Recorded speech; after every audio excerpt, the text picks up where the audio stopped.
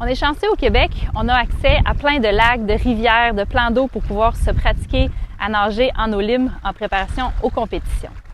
Mais souvent, je remarque que les triathlètes, ils vont nager en eau libre sans vraiment savoir quoi faire, sans avoir de plan de match précis. Pourtant, quand ils vont en piscine, ils ont un entraînement écrit sur une feuille, que ce soit pris sur Internet, un entraîneur qui leur donne. Pourquoi pas avoir la même stratégie quand vous nagez en eau libre, d'avoir un objectif sur votre entraînement et pas juste aller nager pendant 30 minutes, 1 heure, de façon continue. Ça peut être bon de faire ça pendant quelques entraînements, mais tant qu'à nager en eau libre, essayez vraiment de l'optimiser ce temps-là. C'est pour ça que dans cette vidéo, je vais vous proposer quelques entraînements pour pouvoir améliorer certains points clés qui sont importants à travailler en eau libre. Je m'appelle Séverine Boucher, je suis triathlète élite et entraîneur au Centre Totem et mon objectif, c'est de répondre aux questions que vous vous posez. Je pourrais vous parler des heures et des heures sur les éléments clés à travailler en eau libre. J'en ai sélectionné 3 pour cette vidéo-ci. Je vais pouvoir en faire d'autres dans les prochaines vidéos. Donc, votre technique, votre orientation et votre endurance.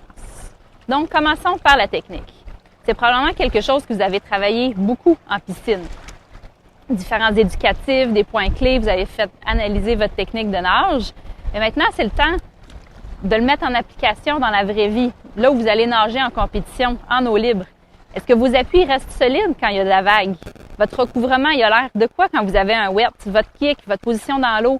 Fait que c'est tous des éléments où vous l'avez travaillé dans un environnement contrôlé qui est la piscine. Maintenant, il faut être capable de progresser et de pouvoir transposer cette technique-là en eau libre. Donc, vous pouvez repratiquer certains éducatifs en eau libre et vérifier là, certains éléments clés que vous savez que vous avez à travailler et de les mettre en application aussi quand vous nagez en lac. Donc, par exemple, une petite série que vous pourriez faire au début de l'entraînement comme échauffement. Un 5 fois, 1 minute où vous faites un éducatif en vous concentrant vraiment sur l'élément clé que vous avez à travailler. Et après, 1 minute où vous nagez en nageant le mieux que vous pouvez. Et après, bien, vous êtes prêt à commencer votre série principale. Deuxième élément, l'orientation. J'en ai parlé dans ma dernière vidéo, l'importance d'être capable de nager en ligne droite.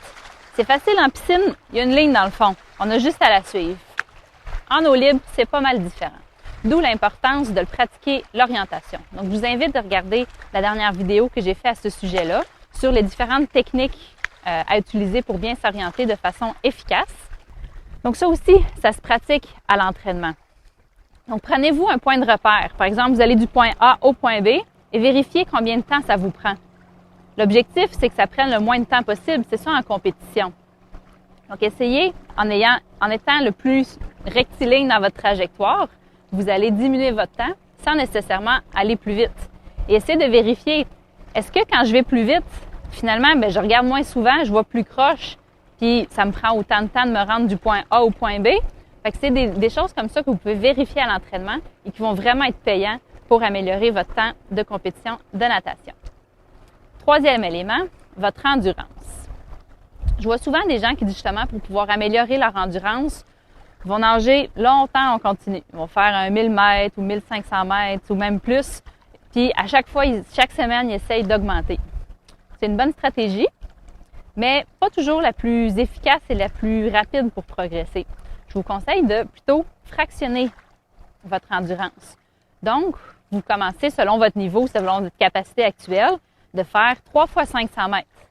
L'entraînement après, vous allez être capable de faire 4 fois 500 mètres ou 3 fois 600, 3 fois 700.